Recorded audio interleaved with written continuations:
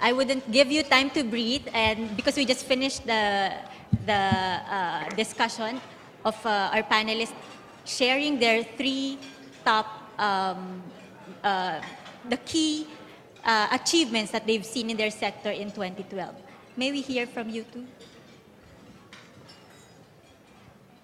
Well, when we talk about the top 3 reforms inside the government, let me first start with the Commission on Audit, because this is where I came from. First that we did immediately upon assumption is the lifting of the pre-audit. Because the statistics have shown that during the time that there was pre-audit, it is really at that point wherein there's also so much corruption. So it means that it is not a perfect system that will prevent corruption. So we lifted it because we believe that such is also the responsibility of management. Second, we try to strengthen integrity inside the Commission, and actually we have started filing administrative cases against our own people. We have published several guidelines, policy issuances, the first of which is on the benefits or assistance that can be extended to our auditors who are resident of the agencies that we are auditing, so that the agency heads will now be aware that, okay, these are the only legitimate assistance that can be extended to the auditor. Third, we introduced the so-called package audit, so that there will be consistency in the opinions of the auditors in various agencies. And last December, we introduced the Citizens Participatory Audit. We are encouraging the citizens to be very active in terms of the audit, and we launched it last December. What else? Recently, we have just issued a policy guidelines that disallow the use of public funds over yung mga tarpaulin na Happy Valentine, Happy Graduation, o kaya naman, this project is in the name of so and so and so and so. We do believe that certain information has to be relayed to the public, but only those information na talagang kailangan. So, wala nang mukha, at saka yung mga other na, kasi minsan nagagamit ng husto no? So, sumabay ito dun sa anti-EPAL ng COMELEC. On a wider scale, should I say, on the public financial management arena, we are working into the government integrated financial management system. So we're looking at an integrated financial reporting system. Nandun yung accounting, budget, and procurement. So and then in addition to this, we're also looking into the electronic integrated risk-based audit system para yung mga auditors namin dun sa mga areas na malalayo, like the Autonomous Region for Muslim Mindanao, mas-supervise namin, makikita namin yung mga working papers nila so that we can be on top of what is happening while the audit is happening in a region that is very sensitive. Okay? What else? We have also some improvements in terms of collaboration with the Office of the Ombudsman. We have the so-called joint investigation team between the Office of the Ombudsman and the Commission on Audit, and we have prioritized cases that we will jointly look into. This is very important, especially in terms of managing the gap between audit and prosecution. In our country, we do the audit, the Office of the Ombudsman evaluate and file the case at the Sandigan Bayan. Siyempre, while we are doing the audit, we have the minds of the auditors. Only a few auditors will look into what is the legal implication of this, what are the elements of the crime, so that we need to interact with the Office of the Ombudsman so that while the audit is being done, the legal requirements are already being looked upon. And also, the collaboration with the Office of the Ombudsman allow us to a bit facilitate or shorten the duration between the audit and the filing of cases. For some complainants, especially those going into our office, we immediately evaluate the case if it is auditable or something that is within our jurisdiction, or should it be immediately endorsed to the Office of the Ombudsman. At times, we immediately refer it to the appropriate office, and that office will immediately request for copies of the audit report in order to fasten up the fact-finding and investigation of the Office of the Ombudsman. So more or less, these are the areas that I believe have been creating some traction in the field of prosecution aside from public financial management. We're also looking into the development of the single treasury system, single treasury, which will solve some of our excess liquidity and also the unaccounted depository accounts which are not included in the books. Our audit of various agencies have shown us that there are lots of bank accounts in the name of government agency, but these are not included in the books. So they spent it like their own private resources. So we're trying to solve this weaknesses that we have seen in our public financial management system. It's a bit different because COA as a constitutional agency both exercises accounting and audit function. Limited accounting though. That's why we both have to be active in public financial management as well as audit and corruption prevention. Thank you. Thank you, ma'am. We'd like to remind the audience that you can send in your questions through text. The number is being flashed on screen. You can also tweet your questions or send it through the infotext.com. Okay. Let's move on to the, before we move on to the 3 wish lists you have for 2013. Let me just follow up on Mr. Yang. You mentioned about K-12 a while ago. Can you give us more information on how the K-12 affects, in particular, your business or your industry at least? Well, I think what it really does is improve the quality of labor we have. And that's looking forward. Today we have we're lucky in the sense that we do have the bodies for labor. We do have a lack of, and it's relative to the country. I guess Metro Manila or the NCR region will have, will meet the needs more in terms of quality. However, as you know, our industry is growing, not just in the National Capital Region, but all over the country. And so we actually have a need, a bigger need in the other parts of the country, like in Visayas or Mindanao. And so I think by standardizing the curriculum and improving and increasing that by 2 years as compared, to our Asian countries, that really helps us in the future. Also, it helps us probably reduce our training and development costs, which we spend a lot of money in today.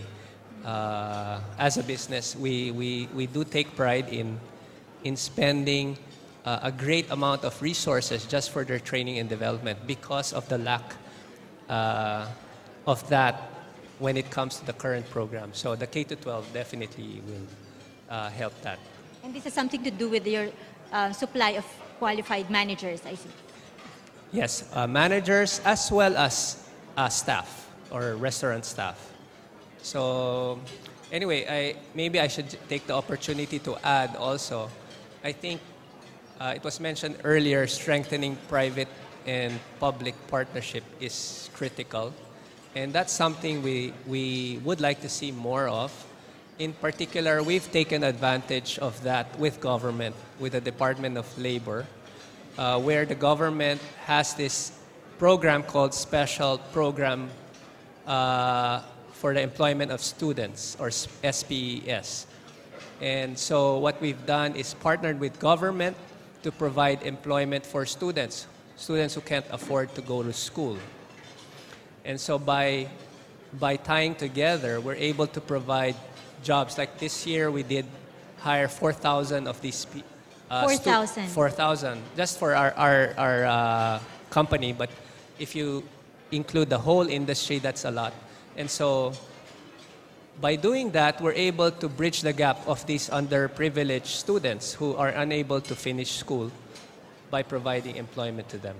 So I think that's another area that we should take advantage of and strengthen the public and private partnership.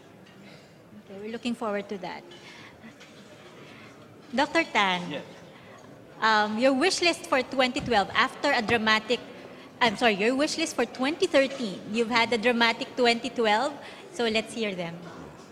Well, my wish is that, one, that all of this, the syntax, the reproductive health, as well as PPP, will be integrated. Meaning to say, by 2013, the implementation should really be merging of health and reproductive health population with the decrease in poverty of this. And I'm proposing that this will be done through a public-private partnership. My focus right now, just for the interest of the business community, the biggest problem in health is equity. Equity. We do have tremendous health resources in the key cities of the Philippines, but nowhere can we see it in the rural areas. And my proposal is really for both public and private sector to be involved in at least 6 regions of the poorest of the poor. These are the 6 regions with the highest maternal mortality. They are also the one with the highest infant and child mortality, the highest in malnutrition, that also affects our workforce. So for your consciousness, I'd like you to focus on these 6 regions. Number 1, the autonomous region of Muslim Mindanao is my top priority. Secondly, the Zamboanga Peninsula. And number 3, the Mimaropa. You will be interested that Mimaropa, the Mindoro, Marinduque, Romblon, Palawan area is also one of the poorest and most neglected areas. And of course, Samar Leyte. And my 5th one is the Bicol, and number 6, the Cordillera regions. A total of 20 million population, 20 million. So, Ms. Mr. we can up ante the equity and the services of a PPP using the syntax and the reproductive health framework in these areas. So, where are the areas of PPP that I'd like to involve all the chambers of commerce here? The European, the Canadian, the American, as well as Asian. Well, number 1, in the pharmaceutical. The number 1 problem in the Philippines is access to medicines, particularly low-cost medicines, generic drugs. And right now, we have only 18,000 pharmacies. We have a shortfall of 24,000 pharmacies in every. So that's 24,000. That's a lot of investment on PPP. Secondly, laboratory and diagnosis. We need to upgrade our services across the country. And if we can focus on these 6 regions, universal health care can be shown as a demonstration for 2013. And this will lead to universal health care in the Ilocos region, in Quezon province, and in other. If we can show it in 6 regions, covering 20 million Filipinos on universal health care, then we can move it to the rest of the population. Again, birthing clinics. I'd like to invite the private sector, both infrastructure. We are in a shortfall of 4,000 birthing clinics. So if private sector could help us build birthing clinics and even put health human resource in this, in particular, again, for 2013, the 6 regions in particular, just to immediately cut the poverty level of people and the access to universal health care. And then even primary health care, what I call clinics. We are in a shortfall again of 24,000. We still have 24,000 villages that have no infrastructure for health. Well, whereas they have schools, but there is nowhere a health center in these 24,000 villages. The health human resource, what I'd like to see is private sector participating in these large projects of providing health services in these 6 regions, creating the infrastructure, even providing the human resource. We don't have enough, government do not have enough items for nurses, for midwives, for doctors to be in these areas. And the syntax, I hope, will help, but I'd like to see private sector participating in this. Information communication technology, let us involve all the ICT companies to make cell phones, technology, using the cell phone for diagnosis, for treatment, for referral, in the 6 regions of the Philippines, and as well as providing emergency healthcare. So these are areas of PPP, and just for everyone to know, I have been involved for the past 2 years with the Department of Health and PhilHealth through the Asian Development Bank, and we had our great cooperation with COA. Thank you so much, Commissioner, in how we can have PPP in health. So these are some of the areas, and I would say a quick fix, a dramatic effect by 2013 if we involve in these areas. And remember, the sin tax is a tobacco and alcohol tax. I'd like also to say that while I may be talking of universal health care, and in your mind it may be curative,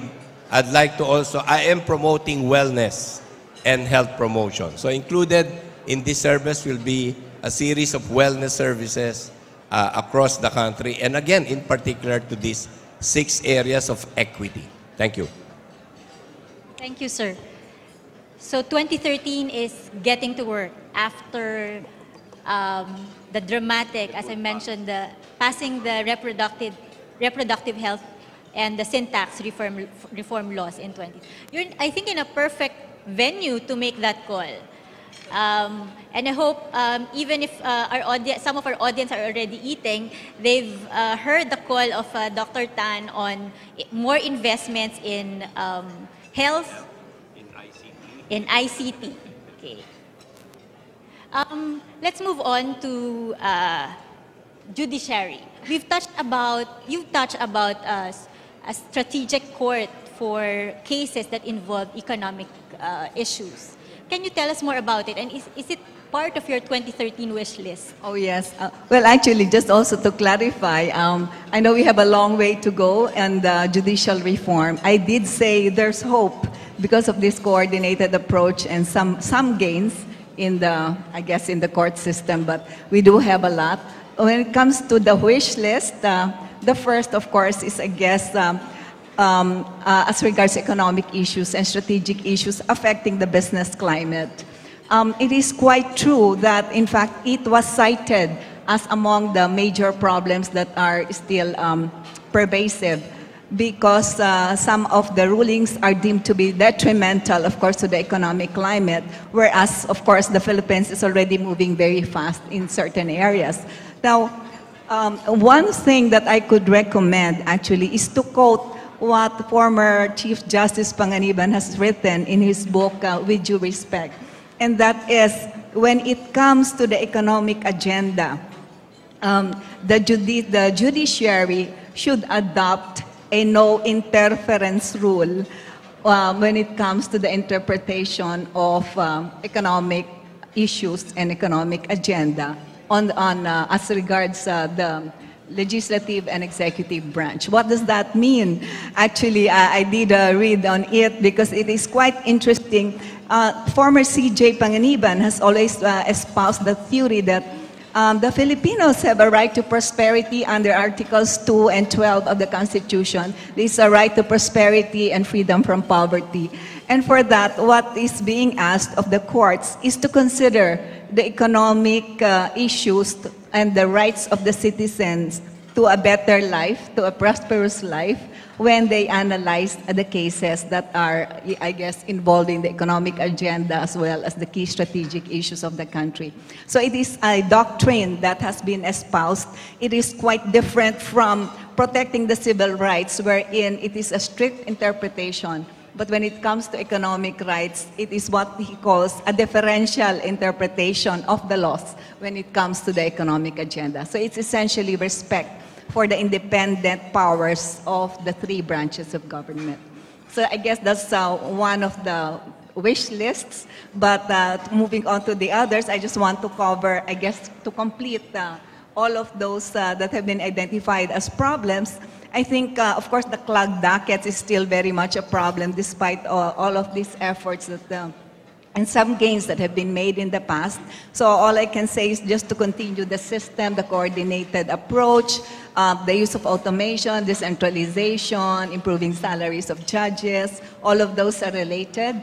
But again, aside from those 2, I guess what have been cited are also, and this has to be part of the wish list, has to do with the use of, I guess, sheriffs and courts. That is exactly what's in the report as tools of legal harassment and what they call questionable TROs. I guess this is part of the TAPP report. Now, how do we do that?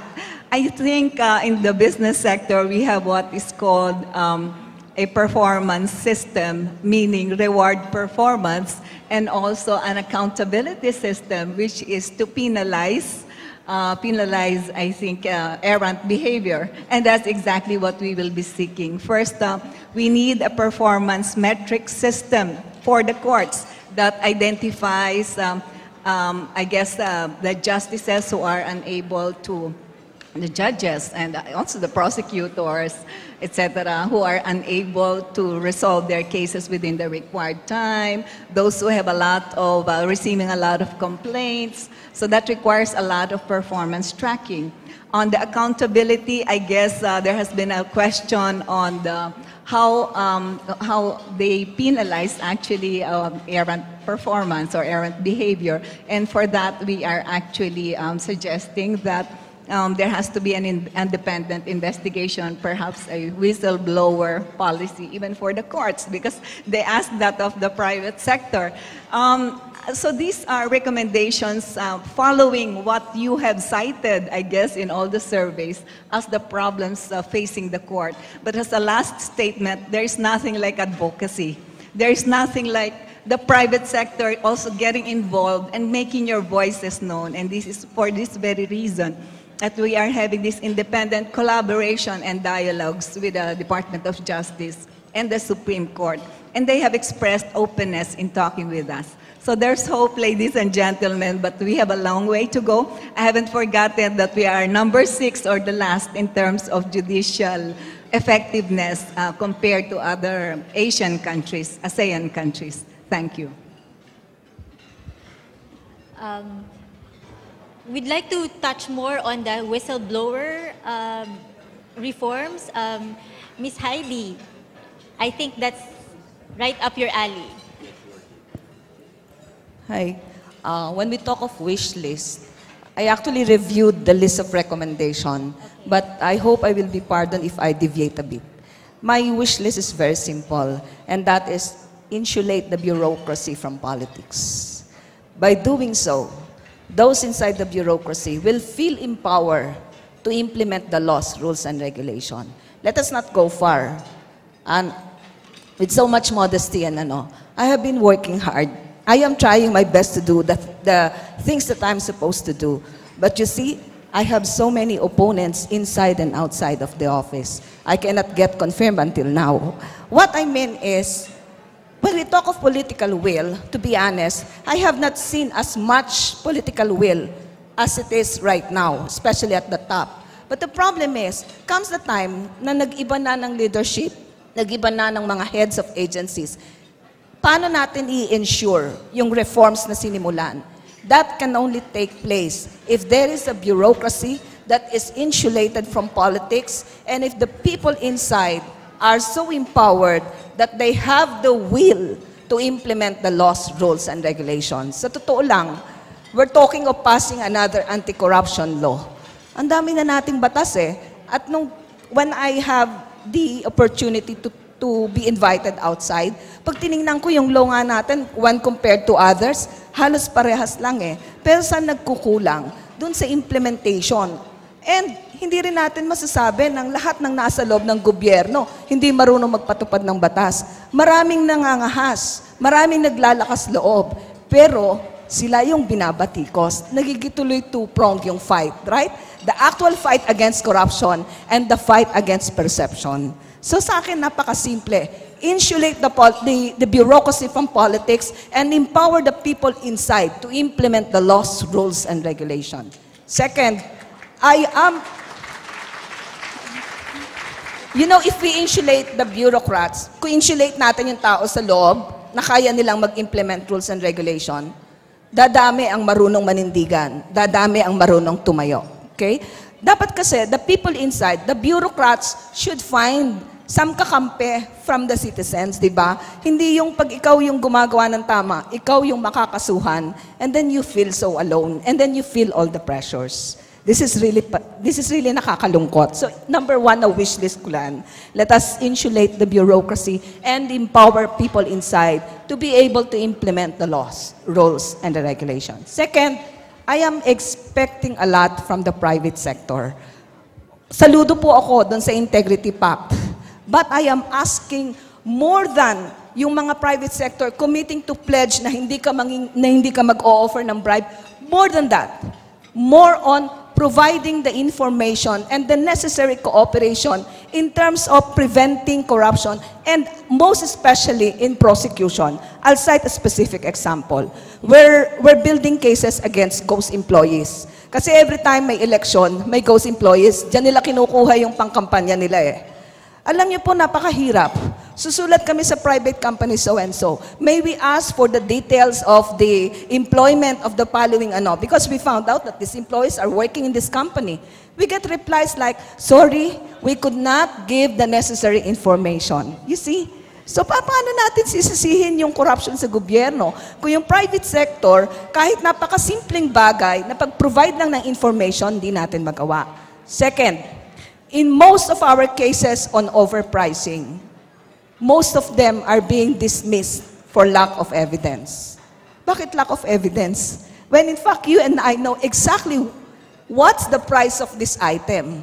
The point is, the moment we try to ask that particular supplier, can we be given a copy of the receipt or the invoice of this particular item? No one will participate because they will raise the probability that the next time they will enter into bidding, they will get the punishment or the, not so good cooperation from the LGUs. So this is something that, so again, I will repeat. The Integrity Pact should not only include provisions on non-payment of bribes, but also in terms of providing the necessary information, especially evidence for prosecution, and the necessary assistance. Lalong-lalo na po pag actual prosecution na. Yung government lawyers, alam yan ng DOJ. You will be handling 5 to 10 cases. Ako po, government witness. Ang naghahawak sa akin isang prosecutor.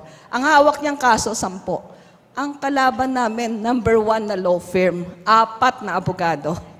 It is so unfortunate that those who are corrupt are the ones who have the money to pay the highest paid lawyer. Diba?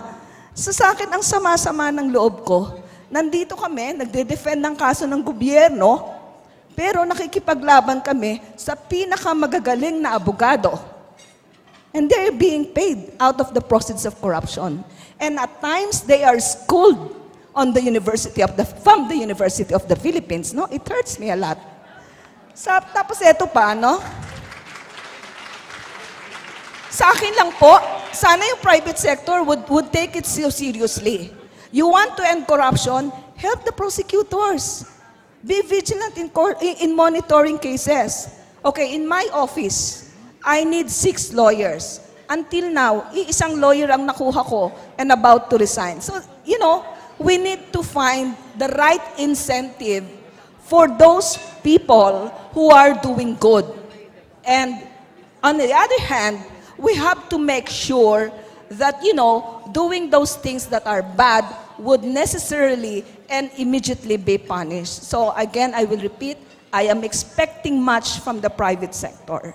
Next, I am also expecting vigilance on the part of the citizens. Sa totoo lang, when we assumed office, there are so many complainants. But if I take a serious look at the nature of the complaints, 2 klase lang yan. Isa, natalo sa eleksyon, kaya isinusumbong yung nakaupong mayor. O pangalawa, may utang na hindi nasisingil sa gobyerno, kaya humihingi ng tulong. Never, siguro very, very small yung percentage ng complaint na makikita kong porsigido, seryoso yung nagko-complaint para labanan ang corruption. You have recommended some reforms in procurement. And I would admit that we must also recognize that there are already some seeming tractions created out of the reforms initiated in the area of procurement. But when we look at citizens monitoring procurement transactions, we are going back to the same problem. May mga LGUs nag-i-invite ng observers. No one will come. Private citizen will be asking, where do we charge our gasoline allowance? Where do we get our, while attending the bidding? So this is something like, if we want to fight corruption, if we dream of a good governance, we do not just rely on the government to do it alone. We as citizens, we as the private sector, we as the people inside the bureaucracy should be able to contribute the best that we can. After all, it is our money.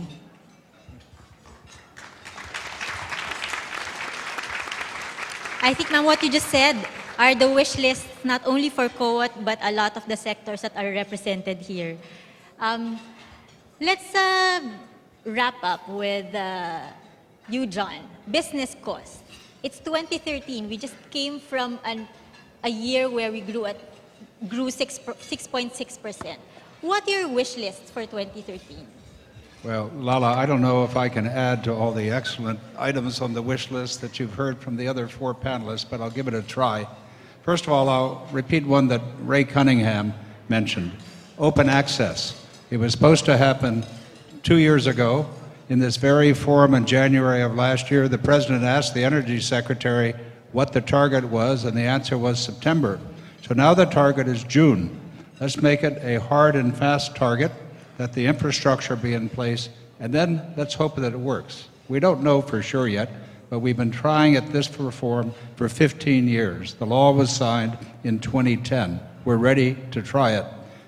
Secondly, we must work much harder on reducing red tape, and that's related to government regulation.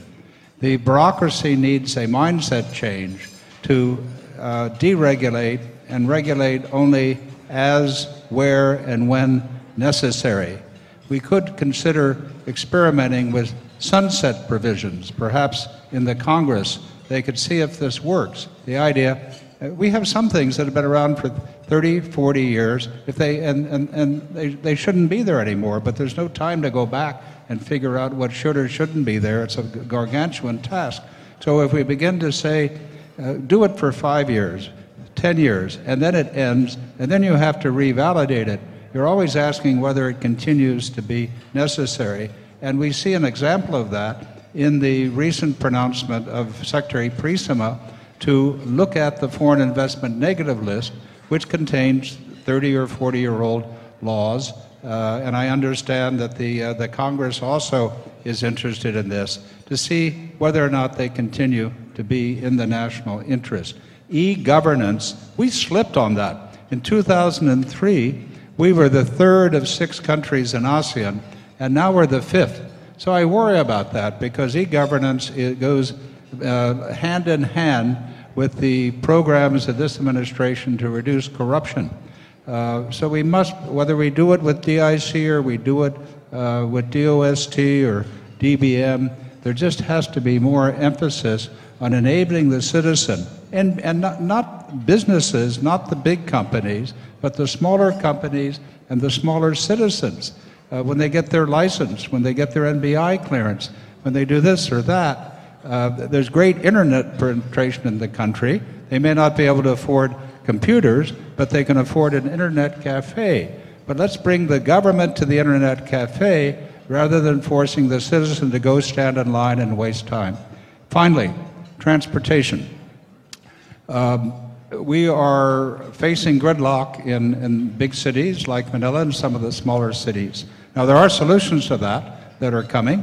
The NLEX-LEX connector for the extension of the Skyway, LRT1, and other light rail systems, but they're going to take 3 or 4 years to build, and yet we're adding 150,000 cars. If we were like Indonesia, they added 1 million new cars last year. I don't know if we're going to get that high, but in the interim, I think we need some solutions to the buses, whether to move them outside the city, whether radically they should nationalize all the buses, rationalize all the buses, and privatize the result. Have something like President Ramos had, where he had emergency powers for the power sector, maybe some emergency powers for the transportation crisis. And then on the inner island costs of transportation, clearly the RoRo system needs to be expanded. And when I was down in Davao at the PDF, I heard the people from Mindanao say, for the umpteenth time over 20 or 30 years, the cost of inter-island shipping is too high. And then I heard Secretary Singson say, well, it's time we stop talking about it. It's time we stop talking about the solution, but time to implement it. And that's a good attitude for 2013. And the Port of Manila to be decongested. We heard that from Ito Carlos earlier. We've got the infrastructure in Batangas and Subic, but it's being underutilized. And I'm told that 40% of the traffic in Manila is because of the trucks in Manila. So hopefully our exports will grow up through new manufacturing investment, but we'll shift the point of the exports to Subic, Clark, and Batangas. Thank you. All right, thank you very much. We've run out of time, but we'd like to thank our panelists. Oh, okay. All right. Yes, let's. There's a request from the panelists. There's actually a suggestion to open up the floor to questions. Are there any burning questions that you would like to raise?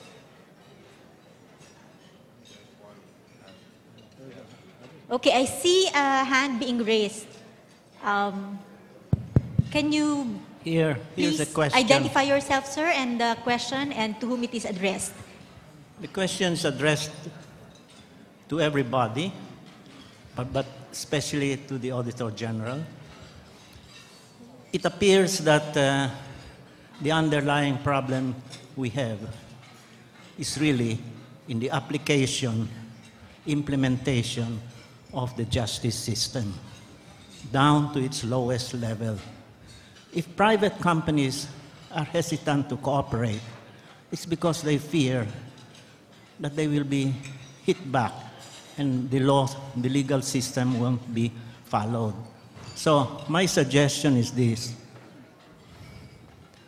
that legislation be passed where all companies having profits, net profits in excess of 1 billion be levied an additional 1% for the justice system.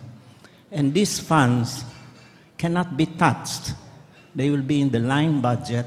It cannot be touched even by the president to transfer to another budget line. So therefore, the justice system could now train prosecutors properly down to its lowest level, and citizens would now not have so much fear in cooperating in investigations. To the companies on the long-term system, they would be better positioned to compete and to plan the future, since they know that the justice system will give them the protection they need. So the additional tax of 1% is really an investment for the future.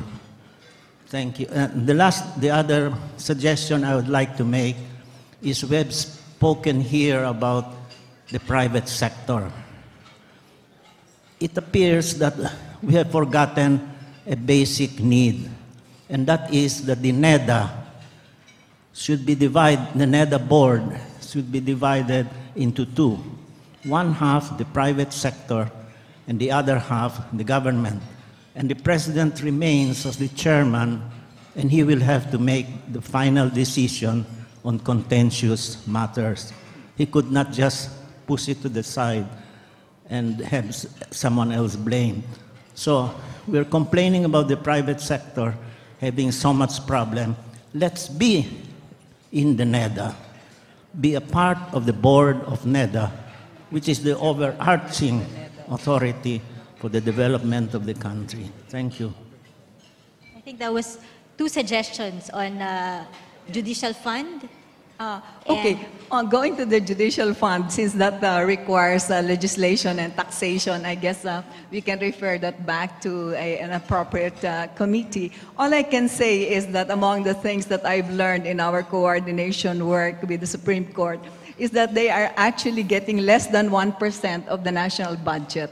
And they have actually requested, in fact, greater independence from LGUs that give them extra allowances, and I guess LGUs also provide for their capex, meaning the halls of justice, the structures, the buildings have to be constructed by the LGUs. So those are the things that have been raised, and maybe that's one thing that we can address. As regards the legislation that the gentleman is proposing, I guess that's something that has to be discussed at another forum, but I guess that is duly noted by the TAPP, John. I think on the NEDA side, I think that's a totally separate matter. I don't know if any of the gentlemen with me would like to mention that. I know that there is a NEDA infra committee, and as regards the involvement of the private sector, I guess that's very, very much welcome. I just want to make one more statement. I guess there's a question being flashed about yes, the this is regarding PROs. the TROs. And it highlighted an infrastructure project that has been raised many times in this forum, the NAIA 3 Airport Terminal Project. Tell us more about what's being done on the stopgap and damage control measures. One thing that I can mention as regards the TRO is a new Supreme Court memorandum. Is it issued since 2007? That unlike before, wherein after a writ of preliminary injunction or TRO, it can be a definite or indefinite rather, or on ongoing suspension. I think the courts now are required within 6 months to decide on the merits of the case, so that it's not a TRO forever. Now, as regards the NAIA airport terminal project, I guess this is very specific because of our judicial reform initiative and the need for us to do a lot of collaboration. We normally avoid, but independent, by the way, independent and as a matter of fact, what we call critical collaboration. We'd rather not talk about specific cases. I guess some of the people may want to comment as well. I don't know if any of the panelists would like to comment about that. Although the concern about the airport, the concern about stability of economic policies is quite a concern, and I agree that it is very high on the agenda of the judicial reform initiative, as well as from the private sector. All right. Yes, John. Well, I don't want to talk about the NAIA terminal project because that could take the whole afternoon to do it justice. But I can say that in a meeting last week with the new Secretary of Transportation, he assured us that the target for getting Terminal 1 open is before Christmas. They're about to enter a contract with the very respected Japanese construction firm Takanaka, which in fact is the one that built the airport for Paracargo.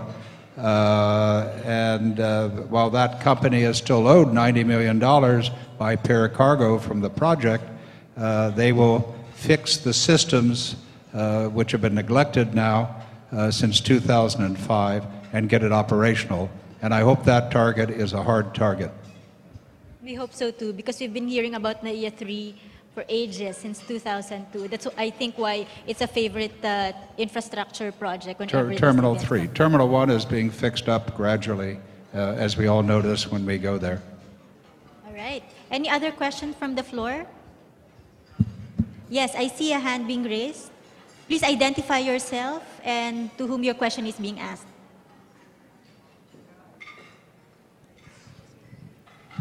Good afternoon. I'm Jaime Galvez from Vanguard Radio Network. My question is addressed to Madam Heidi Mendoza.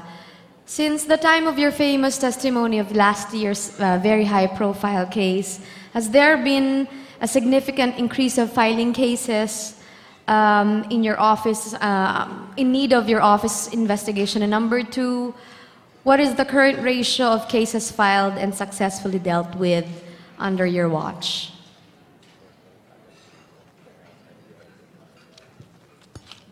Okay, let me just qualify the question. No? From the time I assumed office, there were so many complaints. We could not talk of cases filed because it will take long number of months before you can develop a case and before you can file it and before they could be resolved, okay? I was the auditor of one specific agency. I filed a case against the governor. It took at least 14 years before the decision is affirmed by Supreme Court. So, 14, you know, ma'am. 14 years? 14 years. So, hindi natin pwedeng bilangin sa 2 taon ilang kaso yung na-file. Okay, let me just talk about the number of complaints that the office is receiving from ordinary citizens. We got, I think on the first day, I got 4,000 emails. And most of these complaints are very simple in the sense that they're asking for copies of annual audit reports. Some are just asking for clarification in terms of COA policies. Well, there are some real complaints which we are pursuing, but I guess that it is not yet in the stage wherein the same has already been acted upon and elevated to the Sandigan and decided at that level. Thank you. All right, Dr. Tan, you want to say something? No, I'd just like to make an announcement that for those private sector that who want to do projects in health on PPP, I have in my list here 25 governors of the Philippines of the 81 who have committed themselves to health and who are willing to spend money in health, because not all governors are willing. And of the 25, 13 are in the 6 regions that I have asked you and all public, private, and all of the chambers here in Arangkada to support in terms of health, to really reach equity, to implement reproductive health, and also at the same time make sure that the poorest of the poor are enrolled in universal health care and universal health insurance. Thank you very much. Thank you, sir. You came very prepared. There was a question flashed a while ago about the Maguindanao massacre. Can we have it again? One statement. How far are we in resolving the Maguindanao massacre case? I think that's... Okay, I do not know exactly what it is, but I think where it's at, but I think we're still far. And one problem, we did raise it before, is that there are, I think, over 100, or is it 200, what do you call that, recipients of the complaints or accused rather on this particular case. So there are 200 people, I think, who have been sued in connection with the Maguindanao massacre. And as I understand it, I think the lawyers here will be in a better position to explain this. But as I understand it, they are actually, since it is supposed to be a crime of conspiracy, they are supposed to be tried together. And in fact, it has been proposed that there must be a system of isolating the masterminds from those who were co-accused. But the number of accused alone has been hampering the movement of the case, unfortunately. There might be a solution already. We will ask where it's at, but yes, it has been taking so long, unfortunately. Okay, it seems that the movers and shakers in this room have a wide variety of concerns, at the same time wish list for 2013. So our time is really up. Thank you very much, and good noon.